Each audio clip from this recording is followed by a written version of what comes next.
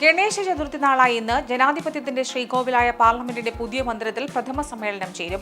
പഴയ മന്ദിരത്തോട് അംഗങ്ങൾ ഇന്ന് യാത്ര പറഞ്ഞ് പുതിയ മന്ദിരത്തിലേക്ക് പ്രവേശിക്കും. ഒന്ന് ചരിത്രത്തിന്റെ ഭാഗമാകുമ്പോൾ മറ്റൊരു പുതിയ ചരിത്രം കൂടി ആരംഭിക്കുന്നു. രാവിലെ 9:30 പഴയ മന്ദിരത്തിലെ സെൻട്രൽ ഹാളിൽ ഇരു സഭകളിലെയും അംഗങ്ങളുടെ ഗ്രൂപ്പ് ഫോട്ടോ എടുത്തു.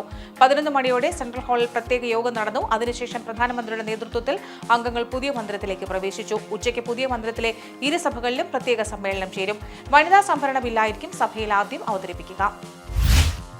സിഖ് നേതാവ് ഹർദീപ് സിംഗ് നിജാറിന്റെ കൊലപാതകവുമായി ബന്ധപ്പെട്ട കാനഡയുടെ ആരോപണങ്ങൾ തള്ളി ഇന്ത്യ. കാനഡയിലെ കൊലപാതകത്തിൽ ഇന്ത്യക്ക് പങ്കില്ലെന്ന് വിദേശകാര്യ മന്ത്രാലയം വ്യക്തമാക്കി. ജസ്റ്റിൻ ട്രൂഡോയുടെ പ്രസ്താവന അടിസ്ഥാനരഹിതവും അസംബന്ധവുമെന്ന് ഇന്ത്യൻ വിദേശകാര്യ മന്ത്രാലയം വിമർശിച്ചു. പ്രധാനമന്ത്രി നരേന്ദ്രമോദി ഇക്കാര്യം ട്രൂഡോയെ അറിയിച്ചിരുന്നു. അതിനിടയിൽ കാനഡയ്ക്ക് ഇന്ത്യയുടെ മറുപടിയും. കാനഡിയൻ നയതന്ത്ര ഉദ്യോഗസ്ഥനെ ഇന്ത്യ പുറത്താക്കി. ഇന്ത്യ വിരുദ്ധ നടപടിക്കാണ് കേന്ദ്ര സർക്കാരിന്റെ നടപടി. 5 ദിവസത്തിനുള്ളിൽ ഇന്ത്യ വിടണമെന്നാണ് ഇന്ത്യയുടെ മുന്നറിയിപ്പ്. കോഴിക്കോട് നിപ ഭീതി ഒഴിയുന്നു. മലപ്പുറം ജില്ലയിലേതുൾപ്പെടെ ഹൈറിസ്ക് സമ്പർക്ക പട്ടികയിലുള്ള 71 പേരുടെയും പരിശോധനാ ഫലം ഇന്നലെ നെഗറ്റീവായി. ഇതുവരെ ആകെ 218 സാമ്പിളുകളാണ് നെഗറ്റീവായത്.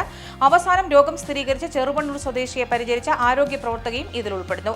നിപ ആശങ്ക കുറഞ്ഞതോടെ കണ്ടെയ്ൻമെന്റ് സോണുകളിലെ നിയന്ത്രണങ്ങളിൽ ചെറിയ അയവ് വരുത്തി കളക്ടർ ഉത്തരവിട്ടിട്ടുണ്ട്. എന്നാൽ മാസ്കും സാനിറ്റൈസറും നിർബന്ധമാണെന്നും സാമൂഹ്യ അകലം പാലിക്കണം എന്നും കർശന നിർദ്ദേശമുണ്ട്. AC മൊയ്തീൻ ഇന്ന് ഇഡിക്ക് മുന്നിൽ ഹാജരായില്ല. പുലർച്ചെ തിരുവനന്തപുരത്തെത്തിയ മൊയ്തീൻ ഇന്ന് നിയമസഭാംഗങ്ങൾക്കുള്ള ഓറിയന്റേഷൻ പരിപാടിയിൽ പങ്കെടുക്കുകയാണ്. വീണ്ടും ചോദ്യം ചെയ്യലിന് ഹാജരാകാൻ ആവശ്യപ്പെട്ട എൻഫോഴ്സ്മെന്റ് ഡയറക്ടറേറ്റ് മൊയ്തീന് നോട്ടീസ് നൽകിയിരുന്നു. ഇന്ന് രാവിലെ 11 മണിക്ക് കൊച്ചിയിലെ ED ഓഫീസിൽ ഹാജരാകാനായിരുന്നു നിർദ്ദേശം. അറസ്റ്റിന് സാധ്യതയുള്ളതിനാൽ AC മൊയ്തീൻ മുൻകൂർ ജാമ്യത്തിന് ശ്രമിക്കുന്നതായും വിവരമുണ്ട്. മുൻകൂർ ജാമ്യത്തിന് ശ്രമിക്കാനാണ് AC മൊയ്തീന് ലഭിച്ചിരിക്കുന്ന നിയമോപദേശം.